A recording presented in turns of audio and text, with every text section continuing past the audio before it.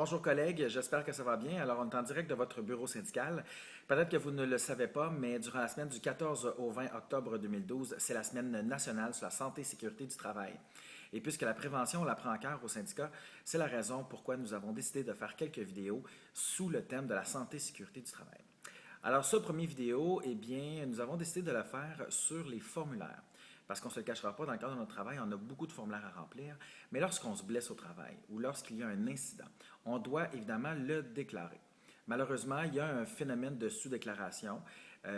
Pour différentes raisons, les salariés décident parfois de ne pas remplir les formulaires pertinents. Par contre, depuis qu'il y a eu la création d'un comité paritaire en santé et sécurité, l'importance de remplir un document est d'autant plus primordiale. Alors aujourd'hui, ce que je vais faire, c'est que je vais vous présenter les formulaires et évidemment, je vais vous inviter à les remplir si jamais si vous vous blessez ou s'il y a un incident à cadre de votre travail.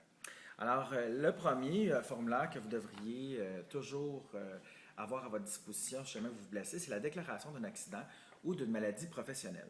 Alors, ce document, tous les agents administratifs devraient avoir ce document-là en leur possession. Évidemment, dans les unités de travail pour les éducateurs, vous devriez avoir ça là, pas très loin. Ce formulaire-là, lorsqu'il y a un incident, lorsque vous vous blessez dans le cadre de votre travail, vous devez le déclarer à votre employeur. D'ailleurs, c'est la porte d'entrée pour la reconnaissance d'un accident de travail. Parce que si vous devez vous absenter du travail, eh bien, c'est là que la CSST doit rentrer en ligne de compte. Et si cet événement-là n'est pas déclaré, eh bien, évidemment, l'employeur est dans son droit de contester le fait que ça pourrait être une cause personnelle ou que vous êtes blessé à l'extérieur des centres jeunesse.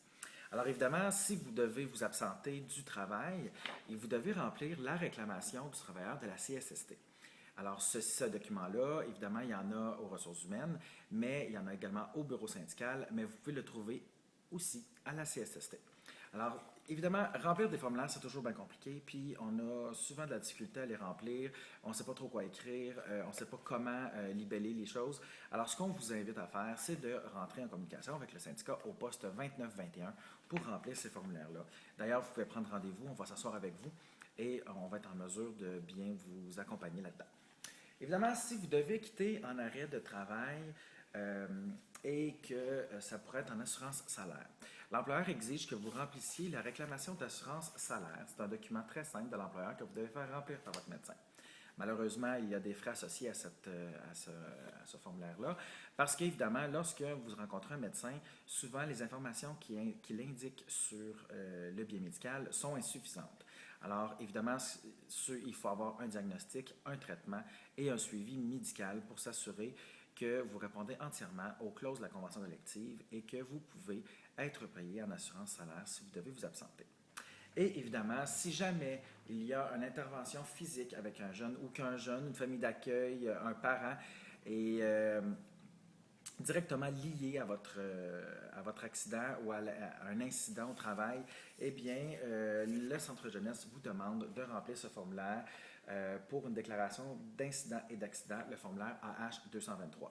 Alors, pour le remplir, nous, on vous recommande de joindre Mme Geneviève Doucette, qui est responsable à la gestion des risques. Ah, manqué le dernier mot. Alors voilà, en espérant que ce petit vidéo sera pertinent dans le cadre de votre quotidien au travail. Et si jamais vous avez des questions, il suffit de nous écrire à l'adresse ci-bas. Ou sinon, il est possible de nous rejoindre au poste 2921. Merci et à demain.